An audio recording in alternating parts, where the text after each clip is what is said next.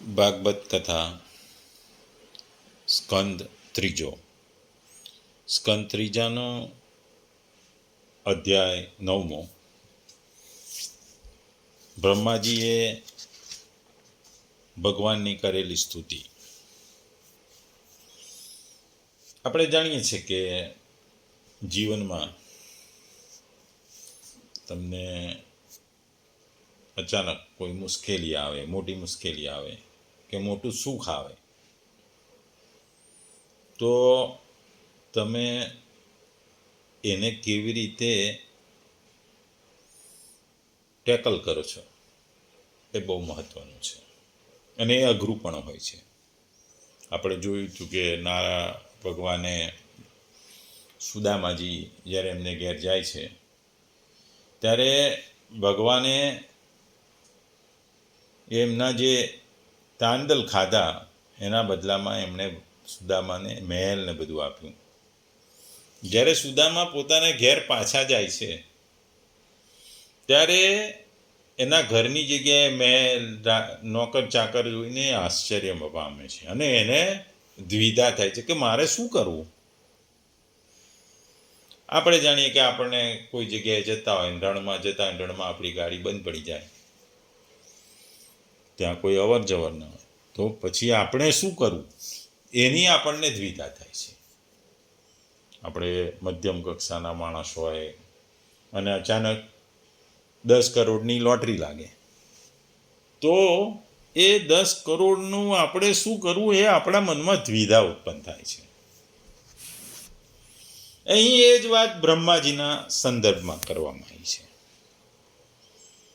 ભગવાને બ્રહ્માજીનું તો સર્જન કર્યું, પછી બ્રહ્માજી તોનું સર્જન થયું, પછી બ્રહ્માજી કન્ફ્યુઝ થઈ ગયા, એમના મનમાં દ્વિધાઓ મળી. એમને થયું કે હું તો ઉત્પન્ન થઈ ગયો, પણ હવે મારે શું કરવું, મારે આગળ આ પૃથ્વીની ઉત્પત્તિ કેવી રીતે કરવી, શું કરવું. એટલે એમના મનમાં દ્વિધા હતી. આ દ્વિધા દૂર કરવા માટે એમણે ભગવાનની સ્તુતિ કરી, ઉપાસના કરી.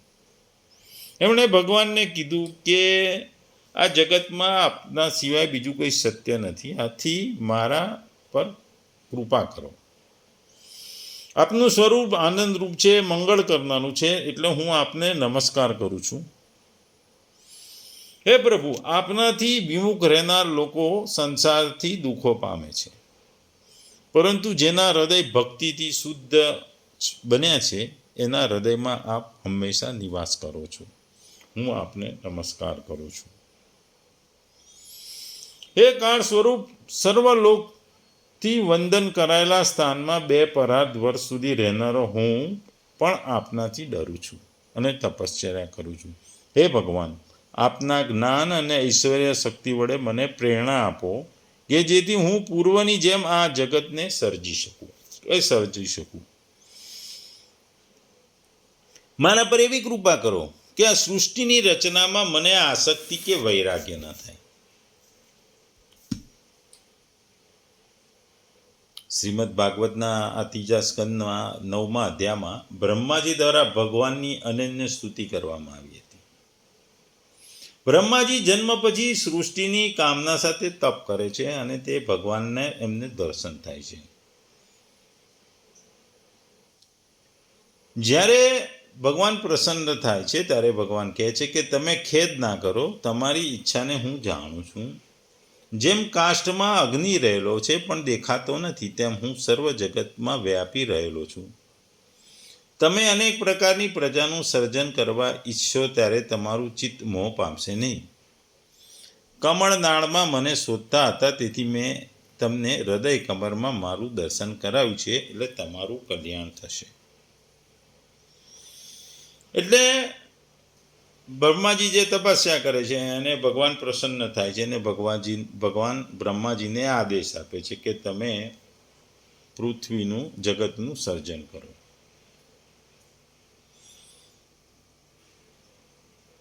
એટલે ભગવાન કહે છે કે હે વિધાતા, હું સર્વ જીવાત્માનો આત્મા છું, સર્વનું કારણ છું, માટે તમે આ ત્રૈલોક્યને તથા પ્રજાને પૂર્વની પેઠે સર્જો.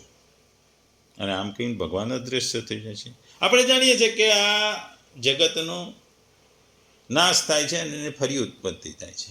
એટલે આ પહેલા બ્રહ્માજી કેટલી વાર ઉત્પન્ન થયા હતા અને એમણે સર્જન કર્યું હતું. એટલે ભગવાન બ્રહ્મદેવને આદેશ આપે છે કે નાશ જે પ્રલયમાં પામેલી હતી સૃષ્ટિને ફરી રચો, તમે સર્જન કાર્યમાં પ્રવૃત્ત થાઓ. એટલે આ અધ્યાયમાં ભગવાનની સ્તુતિ બ્રહ્માજી કરે છે અને પછી બ્રહ્માજીને ભગવાન પ્રસન્ન થઈ અને આદેશ આપે છે સર્જન કરવા. આપણા માટે આ અધ્યાયનું મહત્વ છે, કારણ કે જ્ઞાન અને ભક્તિનું મેળ છે. અહીં બ્રહ્માજીની સ્તુતિમાં તત્વજ્ઞાનનું અને ભગવાન પ્રત્યે પૂર્ણ શરણાગતિનું અદ્ભુત સમન્વય છે. આ શ્લોકોમાં જે ભગવાન શું છે અને જીવનું પરમ લક્ષ્ય શું છે તેનો સંક્ષિપ્ત આધાર અહીં સૌમ્ય ભાષામાં રજૂ કરવામાં આવ્યો છે. બીજું અહીંયા આગળ એક યથાર્થ દ્રષ્ટિકોણ છે, કારણ કે બ્રહ્માજી પોતાના અનુભવથી સિદ્ધ કરે છે કે દેવો અને સૃષ્ટિકૃતિ પણ ભગવાનના અસીમ અનુકંપાથી જ શક્ય છે. કોઈ પણ જીવ માત્ર પોતાના પરાક્રમથી પરતત્વને જાણી નહીં શકે. ત્રીજી વસ્તુ મહત્વ છે કે અજ્ઞાનનો નાશ થાય. જે ભગવાન બ્રહ્માજીની જે સ્તુતિ બતાવે છે કે ભગવાનના સ્વરૂપનું સદા સ્મરણ કરવું અને ભક્તિપૂર્વક પ્રાર્થના કરવી, એનાથી અજ્ઞાનનો નાશ થશે અને સિદ્ધિ આપણને મળશે. અહીંયા અધ્યાયમાં ભક્તિ, તત્વજ્ઞાન, સૃષ્ટિની પ્રેરક શક્તિનું દર્શન થાય છે. બ્રહ્માજી ભગવાનની કૃપા પ્રાપ્ત કરી અને પછી સૃષ્ટિની જવાબદારી લે છે. એટલે બ્રહ્માજીની પ્રાર્થનામાં પ્રગતિ અને જ્ઞાનનું શાસ્ત્ર છે. અને મહત્વની વસ્તુ છે કે ભક્તિથી જીવ ભગવાન સુધી પહોંચે છે. પ્રેમ અને શરણાગતિ પરમ માર્ગ છે. અને ત્રીજું, તમે ભલે ક્રિએટર હો પણ ભગવાન એ છેલ્લામાં છેલ્લી શક્તિ છે. એટલે તમે ભલે સર્જન કરતા હો પણ ભગવાનને તમારે પૂજવા પડે. એટલે આ અધ્યાયમાં આ વસ્તુઓનું મહત્વ છે. આ એને આપણે વિસ્તારમાં જોઈએ તો બ્રહ્માજીએ કહ્યું, હે પ્રભુ, સુદીર્ઘ કાળ વીત્યા પછી આજ આપને જાણી શક્યો છું. કેવું દુર્ભાગ્ય છે કે શરીરધારી જીવ આપના સ્વરૂપને જાણી શકતો નથી. હે ભગવાન, આપના સિવાય અન્ય કોઈ વસ્તુ છે જ નહીં. જે કંઈ પ્રતીત થાય છે એ પણ સ્વરૂપથી સત્ય નથી, કારણ કે માયાના ગુણોથી શુદ્ધ થવાને કારણે કેવળ આપ જ અનેક રૂપોમાં પ્રતીત થઈ રહ્યા છો. હે દેવ, આપની ચિત્ત શક્તિ પ્રકાશિત રહેવાને કારણે અજ્ઞાન આપનાથી સદૈવ દૂર રહેશે. આપનું આ રૂપ કે જેના નાભી કમળમાંથી હું પ્રગટ થયો છું તે સેંકડો અવતારોનું મૂળ કારણ છે. તેને આપે સત્પુરુષો પર કૃપા કરવા માટે પહેલવહેલું પ્રગટ કર્યું છે. હે પરમાત્મા, આપનું કેવળ આનંદ સ્વરૂપ ભેદ રહિત અને અખંડ તેજોમય નિરાકાર જે સ્વરૂપ છે તેના હું આનાથી ભિન્ન સમજતો નથી. આપ વિશ્વની રચના કરનાર હોવા છતાં પણ વિશ્વથી અતીત છો. ભૂત અને ઇન્દ્રિયોનું અધિષ્ઠાન પણ આપ જ છો. એવા આપને જ્ઞાન દ્રષ્ટિથી હું જોઉં છું ને આપના આ રૂપની શરણમાં આવું છું. હે વિશ્વ કલ્યાણમય, આપનું ધ્યાન ધરી રહેલા અમારા જેવા ઉપાસકોના મંગળ માટે આપે આ રૂપ બતાવ્યું છે. આપના આ રૂપને વિષયાસક્ત પામર મનુષ્ય પામી શકતો નથી. હે ભગવાન, જે લોકો વેદરૂપી વાયુથી લવાયેલા આપણા ચરણરૂપી કમળકોષની સુવાસને પણ પોતાના કર્મ છિદ્રોથી ગ્રહણ કરે છે, તેવા પોતાના ભક્તોના હૃદય કમળમાં આપ હંમેશા આવી જાઓ છો અને ત્યાં વસવાટ કરો છો. પછી ત્યાંથી તમે જ પાછા જતા નથી. ભ્રમરની જેમ ત્યાં અટકી જાઓ છો, કેમ કે ભક્તિ, પરમ ભક્તિની દોરીથી ભક્તો પણ આપના પાદપદ્મને બાંધી રાખે છે. મનુષ્ય જ્યાં સુધી આપના અભયપ્રદ ચરણ કમળનો આશ્રય લેતો નથી ત્યાં સુધી તેને ધન, ઘર અને બાંધવોને કારણે મળનારા ભય, શોક, લાલસા, દીનતા અને અતિલાભ વગેરે સતાવે છે. અને ત્યાં સુધી તેઓ હું મારુંનો દુરાગ્રહ રહે છે, કારણ કે આ જ એ દુઃખનું કારણ છે. જો બધા પ્રકારના મંગળનો નાશ કરનારા આપના શ્રવણ, કીર્તન વગેરે ભક્તિ પ્રસંગોથી દૂર રહે છે જેમની ઇન્દ્રિયો આપથી વિમુખ છે એવા લોકદીન અને મનોમન વિષયાતુર થઈને નિરંતર કુરકર્મો રચ છે તે બિચારાથી બુદ્ધિદેવ હરી લે છે. હે અચ્યુતમ ઉરુક્રમ, આ પ્રજાને ભૂખ, તરસ, વાત, પિત્ત, કફ, ઠંડી, ગરમી, પવન અને વરસાદને લીધે પરસ્પર એકબીજાને લીધે તથા કામાગ્નિ અને દુઃસહન ક્રોધને લીધે વારંવાર દુઃખી પામતો જઈ મારું મન ઘણું ઉદાસ છે. હે સ્વામી, જ્યાં સુધી મનુષ્ય ઇન્દ્રિયોના અને વિષયરૂપ માયાના પ્રભાવથી પોતાને આપનાથી ભિન્ન જુએ છે ત્યાં સુધી તેના માટે આ સંસાર ચક્રનું નિવારણ થતું નથી. જો કે આ સંસાર મિથ્યા છે તો પણ કર્મભળ ભોગનું ક્ષેત્ર હોવાને કારણે આ પ્રજાને અત્યંત પ્રકારના દુઃખોમાં નાખતો રહે છે. હે દેવ, જે લોકોની ઇન્દ્રિયો અનેક પ્રકારના કર્મોમાં ફસાયેલી છે એને કારણે દિવસભર ત્રસ્ત રહે છે, રાત્રિના સમયે ગાઢ નિદ્રામાં અચેત રહે છે, ક્યારેક અનેક પ્રકારના મનોરથોનું ચિંતન કરવાને કારણે વારંવાર તેમની નિદ્રા ભંગ થતી રહે છે. ભાગ્યવશાત આવા લોકોને અર્થસિદ્ધિ પણ પ્રાપ્ત થતી નથી. આવા ભગવત પ્રાપ્તિ માટેના એકમાત્ર સાધન એવા ઋષિ જેવા મનુષ્ય દેહને પ્રાપ્ત કરીને પણ આપની ભક્તિથી વિમુખ થવાને કારણે આ સંસારમાં ભટક્યા કરે છે. એ ભગવાન, આપ એક જ છો, સમસ્ત પ્રાણીઓના અંતઃકરણમાં રહેલા છો, તેમના પરમ કલ્યાણકારી અંતરાત્મા છો. જો દેવતાઓ પણ હૃદય જાત જાતની કામનાઓ રાખી વિવિધ પ્રકારના વિપુલ સામગ્રીથી આપનું પૂજન કરે છે, તેનાથી આપ એટલા પ્રસન્ન થતા નથી જેટલા પ્રાણીઓ ઉપર દયા કરવાથી આપ થાવ છો. પરંતુ સર્વભૂત દયા અસત્ય પુરુષોને અંતે દુર્લભ છે. જે કર્મ આપણને અર્પણ કરી દેવામાં આવે છે તે ક્યારે નાશ પામતો નથી ને જે અક્ષય થઈ જાય છે. તેથી વિભિન્ન પ્રકારના કર્મ, જ્ઞાન, દાન, કઠોર તપ, વ્રત વગેરે વડે આપને પ્રસન્નતા પ્રાપ્ત કરી એ જ મનુષ્યનું સૌથી મોટું કર્મફળ છે. કારણ કે આપની પ્રસન્ન થતાં એવું કયું ફળ છે કે જે સુલભ ન થઈ જાય. આપ સદૈવ પોતાના સ્વરૂપના પ્રકાશોથી પ્રાણીઓના ભેદ બ્રહ્મરૂપી અંધકારનો નાશ કરતા રહો છો. જ્ઞાનનું અધિષ્ઠાન સાક્ષાત પુરુષ છો. જેઓ પ્રાણ ત્યાગ કરતી વખતે આપના અવતાર, ગુણો અને કર્મો સૂચવતા દેવકી નંદન, જનાર્દન, કંસ, નિંદન, પાર્ષદી વગેરે નામોનું વિવશ થઈને પણ ઉચ્ચારણ કરે છે તે એક જન્મો પાપોથી તત્કાળ છૂટી જઈ માયા વગેરે આવરણથી રદ થઈ બ્રહ્મપાદ પામે છે. હે ભગવાન, આ વિશ્વ સ્વરૂપ આપ બિરાજમાન છો. આપ જ મૂળ પ્રકૃતિ, શિકારી, જગતની ઉત્પત્તિ, સ્થિતિ અને પ્રલય માટે મારા આપના પોતાના અને મહાદેવજીના રૂપમાં 3 મુખ્ય શાખાઓમાં વિભક્ત થયા છો. પછી પ્રજાપતિઓ, મનુઓ વગેરે શાખાઓ ઉપશાખાઓ રૂપે ફેરાઈને ઘણા વિસ્તૃત થયા છે. હું આપને નમસ્કાર કરું છું. હે ભગવાન, આપે આપની આરાધનામાં જે લોકોને કલ્યાણકારી સરળ ધર્મ બતાવી છે પરંતુ લોકો એ તરફ ઉદાસીન દેવાને કારણે સદૈવ નિષિદ્ધ કર્મોમાં રહે છે, આવા પ્રમાદવસ્થમાં પડેલા જીવોની જીજ વિષા ને સદૈવ સાબત કરી અતિશીઘ્ર કાપતું રહે છે. એ બળવાન કાળ પણ આપનું સ્વરૂપ છે. હે પ્રભુ, આપ અવિદ્યા, અસ્મિતા, રાગ, દ્વેષ, અભિનિવેશના પાંચેયમાંથી કોઈને પણ આધીન નથી. છતાં પણ અત્યારે સઘળા સંસારને પોતાના ઉદરમાં લીન કરી ભયંકર તરંગ બનાવતી વિષુપ્ત પ્રલયકાળી જન્મ કોમળ શૈયા પર જે શયન કરી રહ્યા છો એ પૂર્વ કલ્પની કર્મનાથી થાકેલા જીવોને વિશ્રામ આપવા માટે છે. આપ અપાર કરુણામય પરમ પુરુષ છો. આપ પરમ પ્રેમ પુરુષ સ્મિત સાથે આપના નેત્ર મકરમણ ખોલો. શેષ શૈયામાંથી ઉઠી વિશ્વની ઉત્પત્તિ માટે આપની સુમધુર વાણીથી મારો વિષાદ દૂર કરો. આમ બ્રહ્માજી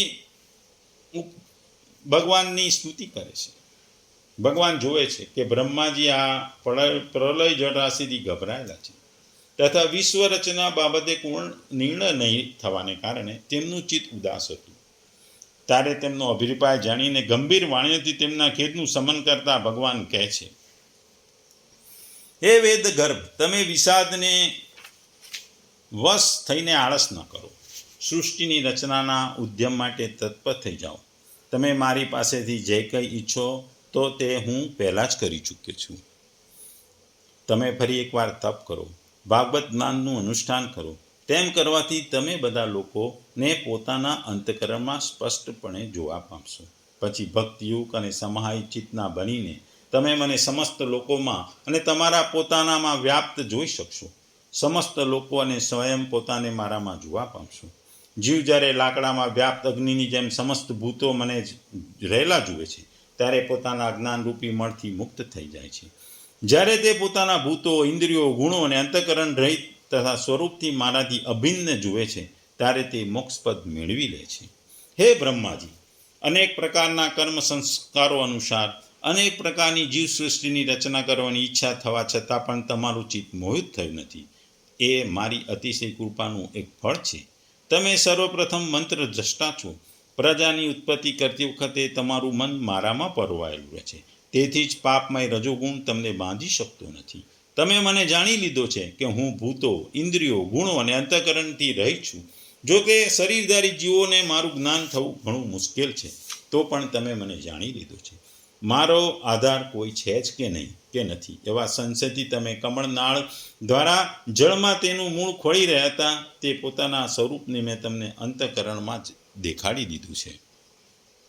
હે પ્રિય બ્રહ્માજી, મારી કથાઓના વૈભવથી યુક્ત એવા મારી જે સ્તુતિ તમે કરી છે અને તપમાં તમારી જે નિષ્ઠા છે, તે પણ મારી કૃપાનું એક ફળ છે. વિશ્વ રચનાની ઈચ્છાથી સગુણ અને નિર્ગુણ રૂપમાં તમે મારી જે સ્તુતિ કરી છે, તેનાથી હું ઘણો પ્રસન્ન થયો છું.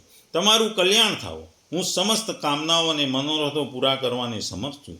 જે મનુષ્ય દરરોજ આ સ્ત્રોત દ્વારા સ્તુતિ કરી મારું ભજન કરશે, તેના પર હું શીઘ્ર પ્રસન્ન થઈશ. તત્વવેતાઓમાં મત છે કે પૂત, તપ, પૂર્ત, તપ, જ્ઞાન, દાન, યોગ, સમાધિ વગેરે સાધનો વડે થકી પ્રાપ્ત થનારું જે પરમ કલ્યાણ ફળ છે, તે મારી પ્રસન્નતાથી થાય છે. હે બ્રહ્માજી, હું આત્માઓનો પણ આત્મા છું. જે આત્માને માટે દેહ વગેરે પ્રિય લાગે છે, તે પણ હું જ છું. તેથી મને પ્રેમ કરો જોઈએ. હે બ્રહ્માજી, ત્રિલોકના તથા જે પ્રજા અત્યારે મારામાં લીન છે, તેથી પૂર્વ કલ્પોની જેમ મારામાંથી ઉત્પન્ન થયેલા પોતાના સર્વ વેદમય સ્વરૂપથી સ્વયં તમે રચના કરો. આમ કહીને ભગવાન બ્રહ્માજીને રચના કરવા આદેશ આપે છે. પ્રકૃતિ અને પુરુષના સ્વામી કમળનાભ ભગવાન સૃષ્ટિ કરતા બ્રહ્માજીને આ પ્રમાણે જગતની અભિવ્યક્તિ કરાવીને પોતાના તે નારાયણ રૂપથી અદૃશ્ય થઈ જાય છે.